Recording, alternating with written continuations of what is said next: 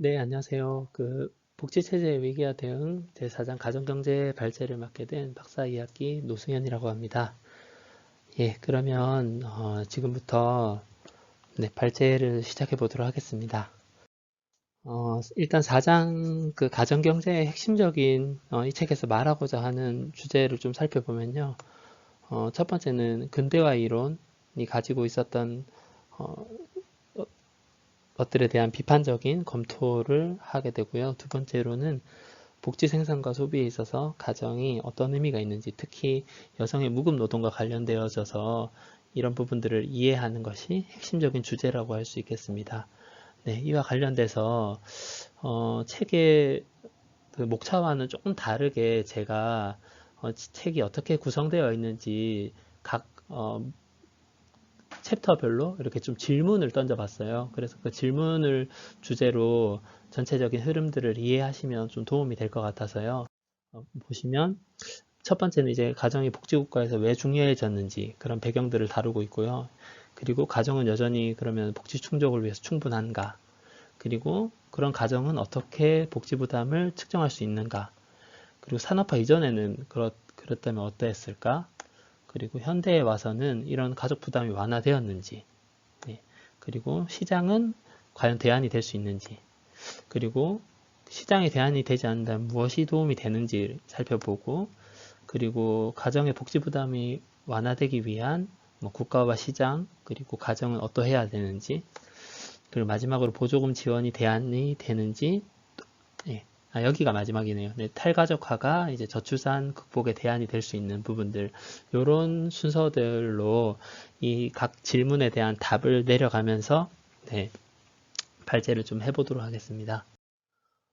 가정이 복지국가에서 중요해진 배경들을 책에서 설명하는 것들이 근대화 이론에서 말하는 이제 기능적 적응이라는 것이 있는데 이것이 의미가 사회적 위험에 대해서 대처할 때 과거에는 미시적인 연대, 개별적인 이런 차원에서의 대응이 이루어졌다면 현재에서는 노조나 보험이나 국가 차원에서의 사회 제도로서 이렇게 대응을 하게 되었다. 예, 그러면서 가정이 점차 중요해졌다는 설명들을 하고 있고요.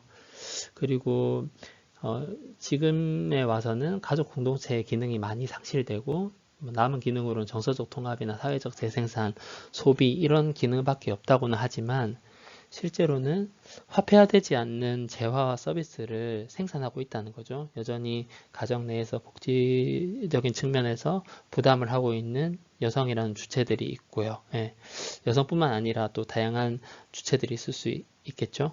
그리고 이전 정치 경제학에서는 국가와 시장 간의 어떤 투쟁에만 초점이 맞춰져 있고 가정이 부재되어 있었던 측면들이 있어서 이 에스핑 앤더슨은 가정에 대한 중요성들을 조금 더 설명을 하고 있고요. 그리고 페미니즘에서도 이러한 부분들에 대해서 지난 시간 저희 교재에서도 나오긴 했는데 급격하게 비판을 했었고 임노동자들이 남성 중심으로만 형성되어 있는 부분들에 대해서 페미니스트들의 비판들이 있었고 또 가족 형태가 편부모 가정을 비롯해서 1인 가구 다양하게 지금 변화가 일어나고 있기 때문에 가정이 복지국가에서 중요해진 배경들을 이런 것들로 설명을 좀 할 수 있을 것 같습니다. 자, 그렇다면 가정이 여전히 충분한가? 이 부분을 살펴보기 위해서 이제 에스팽 앤더슨은 탈가족화 또는 가족주의라는 용어를 쓰는데 특별히 젠더적인 용어를 사용하지 않는 이유가 이 속에서 이제 젠더 관계를 다루는 것이 핵심이기보다는 가족 안에서의 사회적 위험이 얼마나 잘 대처할 수 있는지를 가족화와 탈가족화와 가족주의로 이렇게 측정할 수 있기 때문에 이런 용어들을 사용하는 것들을 더 지향하고요. 그리고 탈가족화라고 해서 반가족화를 의미하지는 않고 가족의 복지 부담을 얼마나 완화할 수 있는지 그런 부분들을 측정하는 것이 바람직하다고 보는 것입니다. 그래서 이 탈가족화를 확인하기 위해서는 그 척도로 여성이 얼마나 독립적으로 가정을 구성할 수 있는지 그런 부분들이 하나의 척도가 될 수 있다고 설명하고 있습니다. 그렇다면 가정의 복지 부담을 어떻게 좀 측정할 수 있을까요? 복지부담의 주체들이 뭐 국가, 시장, 가정 이렇게 있다면 국가가 좀 더 그런 부담들을 측정하기가 쉬울 것이고 다음으로는 시장이 좀 쉬울 텐데 이 가정에서 복지 부담이 얼마나 일어날지가 가장 사실은 파악하기가 어렵다는 거죠. 그런 자료들이 이렇게 아주 공식적으로 정리되어 있는 것도 아니니까요. 그래서 충분하지는 않지만 그럼에도 불구하고 가정 안에서의 얼마나 노동시간이나 가사부담의 시간들을 측정하는 것들이 현재로서는 방법이라고 좀 설명을 하고 있습니다. 그럼 이런 복지부담이 산업화 이전에는 어떠했을까? 근데 그에 앞서서 산업화와 핵가족화가 동시에 이렇게 진행됐다고 하는 사실은 잘못된 사실이라고 언급하고 있어요. 핵가족화가 산업화보다 100년, 200년 앞서 있다는 사실들을 언급하고 있고요. 그리고 산업화 이전에서의 사회 보장은 농업 중심으로 이제 가족 전체가 노동을 하는 그런 상황에서 가족들이 거의 쉴 새 없이 일을 했다는 사실들을 알 수 있는데, 근데 여기에서도 특히나 여성들 그리고 어머니와 딸들의 노동 시간이 가장 많았던 것들을 좀 알 수 있는데, 여기 바바글리의 생활 시간에 대한 조사 자료를 살펴보면 가족 전체가 연간 13,500시간을 했는데 이 중에 유급 노동 시간은 절반도 안 되죠. 그리고 무급 노동이 절반 이상인데 그 무급 노동이 모두 어머니와 딸의 노동 시간이었다는 것을 생각해 볼 때 이런 여성들이 무급 노동에 의해서 많이 그 시간에 이제 이용되었음을 이렇게 알 수 있는 부분입니다. 그럼 현대에 와서 복지국가로 인해 이제 가족 부담이 좀 완화되었는가, 현대에는 좀 완화되었는가 살펴보면 기술 혁신이나 저출산으로 이제 가족 부담이 조금 축소된 측면들은 있다는 거죠. 뭐 냉장고나 세탁기나 이런 가전제품들이 발달하고 또 아이도 적게 낳으면서 그리고 또 다수의 복지 국가들이 이제 노력을 하긴 했으나 건강보호나 소득 지지적인 측면에서만 노력을 했지 그 이외의 부분들에 있어서는 별로 크게 노력을 기울인 것이 없다는 거예요. 이 예로 책에서 나온 것들이 유치원 교육을 보편적으로 적용을 하는데 그것도 아침 시간에 그리고 일주일에 몇 차례만 하고 있어서 충분하지 않다는 거죠. 여전히 제한적인 복지국가의 노력들이 이루어지고 있다는 것이고 이러한 부분들이 의미하는 바는 가사노동 자체를 인정한 것이 아니라서 근본적으로 어떤 가족 부담이 완화되었다고 볼 수는 없다는 거죠. 네. 그렇다면 시장이 이런 가정의 복지 부담에 대한 대안이 될 수 있는가? 유머와 가정부를 이렇게 고용을 함으로써 복지 부담을 낮추기도 했는데 이런 것들이 이민자들을 이제 고용하게 되고 그런 암시장이 되면서 거의 사라지게 되었던 배경들을 좀 설명하고 있어요. 그리고 가정에서 이런 시장 구매력, 복지 서비스에 대한 시장 구매력을 가지기 위해서는 가구의 저는 실질적인 소득이 증가해서 필수품 이외에도 이렇게 뭔가 소비를 할 수 있어야 되고 비용 질병은 그러니까 어떤 다른 분야에서 임금이 상승하게 되면 이제 따라서 동반해서 다 임금이 상승하게 되는 것들을 설명하는 것인데요. 예를 들면 근데 이런 경우가 문제가 뭐냐면 임금이 너무 낮게 되면은 결국에는 이제 그 노동자들의 처우가 낮아지게 되고 임금이 또 너무 높아지면은 가정에서 그런 서비스를 이용할 수 없게 되는 문제점들이 발생되는 거죠. 그리고 세 번째로는 합리적 의사결정을 방해하는 요인들이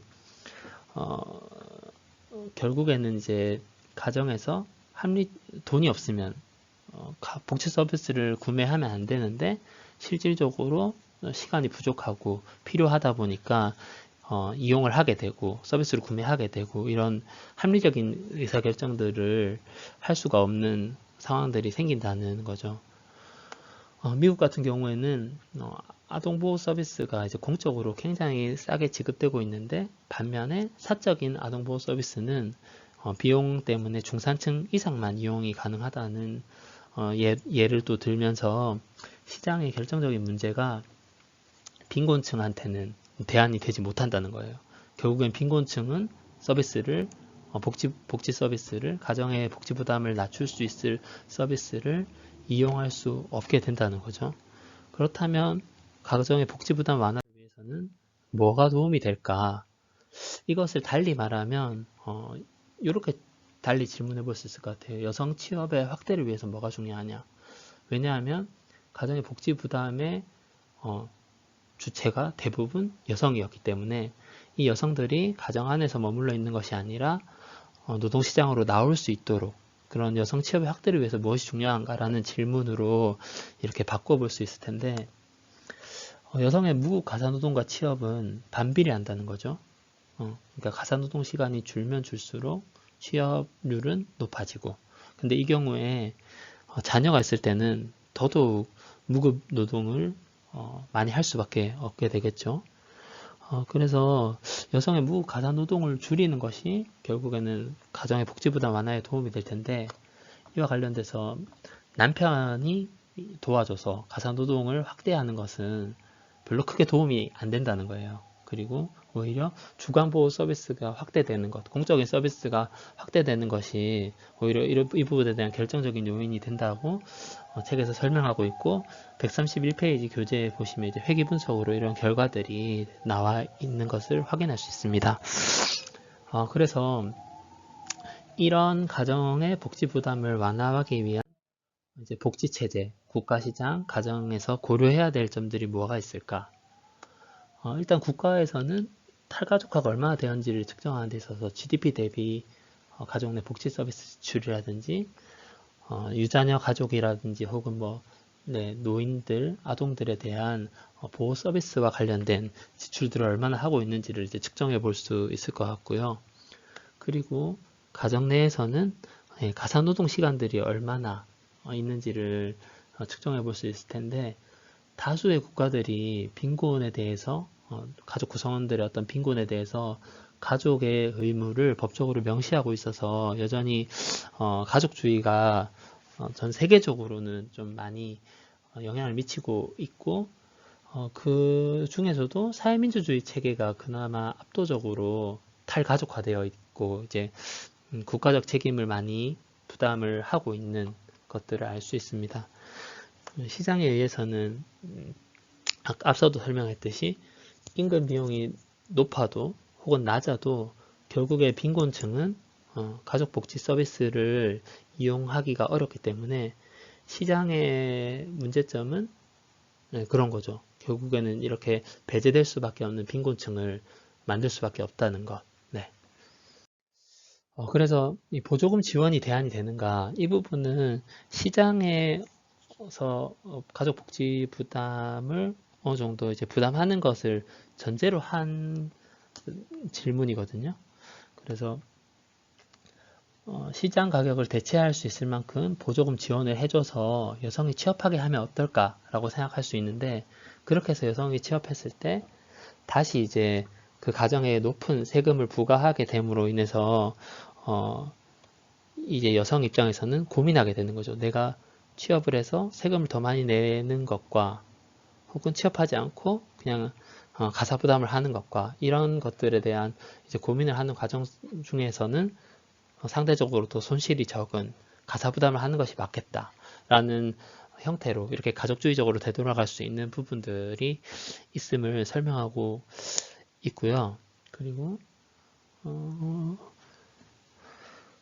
복지국가가 그래서 가정의 복지 부담을 얼마나 책임지는가가 사실은 더 중요한 문제이며 시장 서비스는 여전히 이제 상대적인 가격이 문제가 돼서 임금 시장에서의 가격이 오르면 같이 오르게 되고 결과적으로는 빈곤층이 배제될 수밖에 없는 시장을 전제로 한 보조금 지원들은 별로 도움이 되지 않는다라고 좀 설명을 드릴 수 있을 것 같습니다. 그러면 이렇게 탈가족화가 될수록 어떤 부분에서 이점이 있을까? 탈가족화가 되면 될수록 출산율에도 영향을 미칠 수 있다는 거예요. 저출산이 현재 지금 많은 문제가 되고 있는데, 실제로도 국가의 미래 생존과 관련돼서도 중대한 위기가 있는데, 스칸디나비아의 국가의 경우에는 높은 여성 취업률을 가진 반면에 또 높은 출산율도 가지고 있다는 거예요. 근데 이런 것들이 과거에도 그랬냐 했을 때, 과거에는 부적인 상관관계를 가졌다는 거죠. 취업률이 높아지면 출산율은 떨어졌는데, 지금 현재는 취업률과 출산율이 정적인 상관관계를 가지고 있는데, 이러한 부분들의 요인이 무엇일까 보시면, 주간 보호라든지 가족 서비스, 또는 시간제 고용, 그러니까 여성이 노동시장으로 나올 수 있기 위한 가족에 대한 복지 서비스들이 국가 책임으로 많이 전환되면 될수록 이렇게 출산율도 같이 오르는 결과들이 이 스칸디나비아에서 도출되었다는 거죠. 그래서 결과적으로 탈가족화가 복지국가의 미래가 될 수 있는데, 그렇지 않고 가족주의에 계속 의존해서 복지 부담을 여성이라든지 가족 구성원들에게 계속 이렇게 부담하게 될 때, 결국에는 이제 아이를 낳지 않게 될 수밖에 없고, 그러면 가족 형성이 당연히 줄어들 수밖에 없겠죠. 그러면서 그에 따른 노동 공급도 저하되고, 그리고 그로 인해서 가구 소득은 점점 낮아지고 빈곤율은 높아지면서 복지가 후퇴되고 결과적으로는 재정적인 생존 위기에 이제 직면할 수밖에 없게 된다는 거죠. 그래서 가정의 복지 부담을 완화하기 위해서는 국가적 책임, 국가적인 차원에서의 어떤 서비스가 굉장히 중요한 부분들에 대해서 이번 4장에서 다루고 있음을 얘기하고 있습니다. 여기까지가 교재 발표 내용이고요. 이번 발제를 좀 준비하면서 제가 개인적으로 좀 들었던 의문들이 있어서 그걸 나누고 좀 마치려고 합니다. 개인적 질문이 뭐냐면, 저도 지금 아이를 키우고 있고, 저희 아이들이 4살, 6살인데, 저희 둘째는 아직 유치원을 안 다니고 있거든요. 그래서 이런 질문들 좀 드려보고 싶어요. 아동의 생애 초기에 이제 주 양육자와의 충분한 신뢰감 형성이나 건강한 성인으로 자라기 위해서는 부모가 초기 아동기 때 계속 같이 있는 것이 저는 좋다고 생각해서 저희 아이도 이제 안 보내고 있고 저희 아내도 물론 동의해서 이제 돌보고 있는 상황인데 본 교재에 따르면 이제 저희 가정 같은 경우는 굉장히 가족주의적인 보호 부담을 하고 있는 거죠. 근데 이런 것들이 이 아이의 성장과 발달을 위해서는 좀 더 좋은 측면이 있지 않을까라는 생각이 들고요. 그리고 또 한편으로 이런 것들이 자연의 섭리를 따르는 것이 아닐까. 꼭 엄마가 아니더라도 아빠가 함께 하는 것이 이라 하더라도 이렇게 가정 안에서 자녀에 대한 보호들이 충분히 이루어질 수 있는 형태로 어떤 소득 보장이나 이런 것들이 좀 될 수 있는 그런 형태로 복지 부담이 국가에서도 해야 되지 않을까, 그런 의문점들을 한번 나눠봅니다. 네, 여기까지입니다. 발제 들어주셔서 감사드리고요. 또 빨리 코로나가 종식돼서 얼굴을 한번 또 마주할 수 있었으면 좋겠습니다. 감사합니다.